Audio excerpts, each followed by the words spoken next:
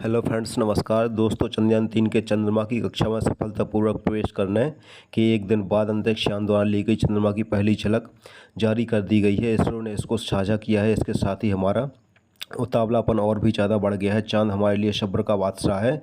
हम में से किसी ने भी सूरज पर जाने की तमन्ना किसी ने भी नहीं की, पर चांद पर जाना सब चाहते हैं, क्योंकि चांद शीतलता प्रदान करता है। चांद सुंदरता का दूसरा नाम है। चंद्रयान-3 चांद की कक्षा में प्रवेश करने के बाद चांद के और भी नज़दीक पहुंच गया है। भारतीय अंतरिक्ष अनुसंधान संगठन इसरो ने जानकारी देते हुए बताया कि उसकी यह कवायद सफलतापूर्वक पूरी कर ली गई है। अंतरिक्ष की गहराइयों पर नज़र रखने वाले लोग पल पल चंद्रयान-3 के सफ़र पर नज़र बनाए हुए हैं, और उनके साथ ही पूरा देश भी यह जानना चाहता है कि चंद्रयान-3 अब कहां तक पहुंचा। इसलिए आपको बता दें कि चंद्रयान-3 अभी कहां है। चंद्रयान-3 फिलहाल चंद्रमा की कक्षा में है और यह धीरे धीरे चांद के करीब पहुंच रहा है। चंद्रयान-3 की लाइव लोकेशन की जानकारी के लिए एक लाइव ट्रैकर भी लॉन्च किया गया है, जिसके जरिए आप देख सकते हैं कि चंद्रयान-3 कहां तक पहुंचा और उसे चांद तक पहुंचने में कितने दिन लगेंगे। बेंगलुरु स्थित इसरो कार्यालय में telemetry tracking and command network लगातार चंद्रयान की गति, स्थिति और दिशा पर नज़र रख रहा है। चांद के ऑर्बिट में सफलतापूर्वक प्रवेश करने के साथ ही चंद्रयान-3 ने नज़दीक से चांद की खूबसूरत तस्वीरें भी भेजी हैं। भारतीय अंतरिक्ष अनुसंधान संगठन ने चंद्रयान-3 द्वारा लिया गया चांद का एक वीडियो भी जारी किया है। इसरो ने वीडियो ट्वीट करते हुए लिखा है कि 5 अगस्त 2023 को चांद की कक्षा में प्रवेश करने के दौरान चंद्रयान-3 अंतरिक्ष यान द्वारा चांद को देखा गया है, और जैसे उसने चांद को देखा है वैसे ही हम आपको दिखा रहे हैं। इसरो ने बताया अंतरिक्ष यान ने चंद्रमा की और नज़दीक पहुंचने की एक और प्रक्रिया को पूरा कर लिया है। इसरो ने बताया कि चंद्रयान-3 को चांद पर लैंडिंग से पहले 17 अगस्त तक 3 और अभियान प्रक्रियाओं से गुजरना होगा। इसके बाद लैंडर पर डीऑर्बिटिंग कवायद की जाएगी, यानी कि उसको ऑर्बिट से बाहर निकालने की प्रक्रिया पर काम किया जाएगा। चंद्रमा की सतह पर उतरने से पहले लैंडर पर डीऑर्बिटिंग की कवायद को अंजाम दिया जाएगा, और फिर चंद्रयान 23 अगस्त को चंद्रमा की सतह पर सॉफ्ट लैंडिंग करने का प्रयास करेगा। दोस्तों, 5 अगस्त शाम 7 बजे वो समय था जब चंद्रयान-3 चांद के काफ़ी नज़दीक पहुंच चुका था। इसरो के वैज्ञानिक लगातार चंद्रयान-3 पर अपनी नज़र लगाए हुए हैं, और उन्होंने चंद्रयान-3 की स्पीड को 36,000 किलोमीटर प्रति घंटा कर दिया था। 5 दिन बाद चंद्रयान-3 का इंजन एक बार फिर से चालू किया गया। इससे पहले दोस्तों, चंद्रयान-3 14 जुलाई से 31 जुलाई तक पृथ्वी के चारों ओर ही चक्कर लगा रहा था। उसके बाद इसके इंजन को 1 अगस्त की आधी रात को चालू किया गया, और चंद्रयान-3 पृथ्वी की कक्षा को छोड़कर सीधा चांद की ओर रवाना हो गया।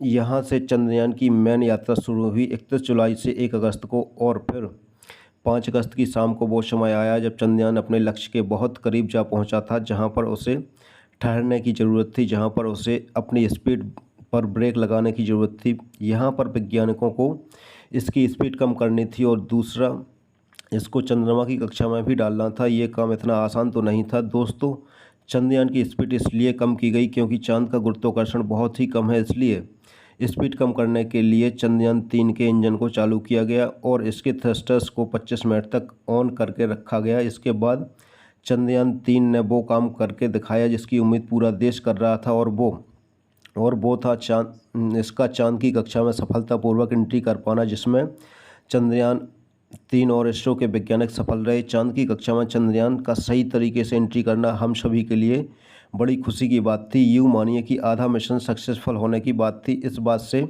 वैज्ञानिक बहुत खुश हैं और उनकी मेहनत रंग लाई, और उनका कहना है कि चंद्रयान-3 सही सलामत है और वो पैरामीटर पर सही ढंग से काम कर रहा है। 5 अगस्त की रात तो निकल गई, लेकिन 6 अगस्त का दिन भी इतना ही महत्वपूर्ण होने वाला था, क्योंकि इस दिन चंद्रयान चांद के चक्कर लगाएगा और फिर धीरे धीरे अंडाकार चक्कर काटते हुए चांद के और करीब पहुंच जाएगा। इस दौरान चांद का पहला चक्कर चंद्रयान-3 से 6 अगस्त सुबह 11 बजे तक पूरा कर लेगा। इसके बाद दूसरे ऑर्बिट में डालने के लिए इसके इंजन को फिर से चालू किया जाएगा और फिर उसे दूसरी कक्षा में ढकेल दिया जाएगा। इसके बाद अगली कक्षा के लिए फिर से इसका इंजन चालू किया जाएगा,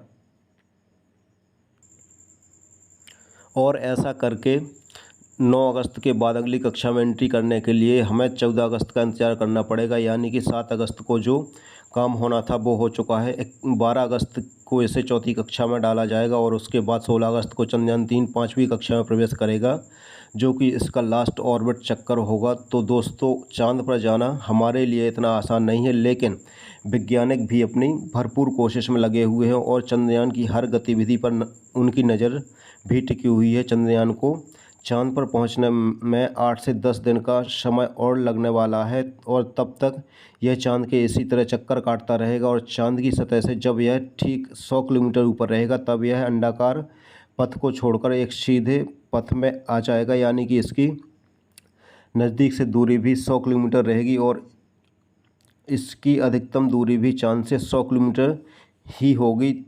तो सीधे शब्दों में ऐसा समझ लीजिए कि चाँद की सतह पर लैंडिंग से पहले चंद्रयान 3 को 5 चक्कर लगाने हैं और हर एक ऑर्बिट की दूरी पहले से तय है। 17 अगस्त को लैंडर अलग हो जाएगा। इसके बाद वैज्ञानिकों को सबसे ज़रूरी काम करना है, वो है डी ऑर्बिटिंग प्रक्रिया, यानी जब चंद्रयान चाँद की सतह से 100 किलोमीटर दूर रहेगा तब उसे नज़दीक लाने के लिए चाँद के चारों ओर चक्कर लगवाए जाएंगे और हर राउंड में वह चाँद के करीब जाएगा और इसी को डी ऑर्बिटिंग कहते हैं। और जब चंद्रयान 3 चाँद की सतह से 30 किलोमीटर की दूरी पर होगा तब उसकी चाँद की सतह पर लैंडिंग करने की प्रक्रिया को अंजाम दिया जाएगा। यहाँ पर वैज्ञानिकों को सबसे ज़्यादा सावधानी बरतने की ज़रूरत है। यह काम 23 अगस्त या फिर 24 अगस्त को किया जाएगा। चंद्रयान के लिए 15 मिनट उसकी अग्नि परीक्षा के समान होंगे, क्योंकि यही वो 15 मिनट हैं जिसमें बड़े बड़े स्पेस मिशन चाँद की सतह पर धड़ाम हो जाते हैं और पूरी की पूरी मेहनत मानो सेकंड में बर्बाद हो जाती है। कई हज़ार करोड़ का मिशन एक सेकंड में ध्वस्त हो जाता है। नासा के एक पूर्व अधिकारी ने चाँद पर उतरने वाले 15 मिनट को आतंकी 15 मिनट बताया है, जहां पर हर एक सेकंड आपके जीवन के आखिरी सेकंड साबित हो सकते हैं। साउथ पोल पर लैंडिंग करना इतना आसान भी नहीं है, क्योंकि ये चाँद पर सबसे जटिल हिस्सा माना जाता है और सबसे जटिल हिस्सा होने की वजह से आज तक कोई भी स्पेस एजेंसी ना तो वहाँ पर यान उतार पाई है और ना ही इंसान को भेज पाई है। और यहाँ की ज़मीन भी बड़ी ऊबड़ खाबड़ है और यहाँ पर अंधेरा भी बहुत है। सबसे बड़ी बात तो ये है कि चंद्रयान 3 को ये खुद डिसाइड करना है कि कैसे उसे सुरक्षित यहाँ पर उतरना है। मान के चलिए कि आपको एक चट्टान पर उतरना है और नीचे बहुत अंधेरा है, आपको कुछ दिखाई भी नहीं दे रहा है और आपके पास रोशनी का कोई सोर्स भी नहीं है। ऐसी ही हालत है इस समय चंद्रयान 3 की। चाँद के हिस्से में मिशन फेल होने का सबसे बड़ा कारण भी यही होता है और दूसरा कारण है स्पीड का कम ना होना। यदि हमने स्पीड को ठीक से कम नहीं किया, सपोज़ करो कि हमें स्पीड बिल्कुल कम करनी है, जो इसके बिल्कुल आराम से 1 किलोमीटर या फिर 2 किलोमीटर प्रति घंटा की रफ्तार से इसको लैंड करवाए, तो फिर आपको इसको 3 या 4 पर भी छोड़ दिया तो ये हमारे लिए ख़तरनाक हो सकता है। इसलिए चंद्रयान 3 को सबसे पहले अपनी स्पीड कम करनी होगी और स्पीड को कम करने का काम उसके अंदर लगे थ्रस्टर्स का ही होता है। इससे अपोजिट अपर की तरफ धकेल देते हैं और इसी वजह से इसकी स्पीड कम हो जाती है और यह धीरे धीरे उस सतह तक जाकर पहुंच जाता है जहां पर इसे उतरना होता है। इसके थ्रस्टर्स बंद हो जाते हैं और यह वहीं पर उतर जाता है। दोस्तों, आपको यह जानकारी कैसी लगी कमेंट बॉक्स में ज़रूर बताएं और आपने अभी तक हमारे चैनल को सब्सक्राइब नहीं किया है तो चैनल को सब्सक्राइब जरूर करें। धन्यवाद।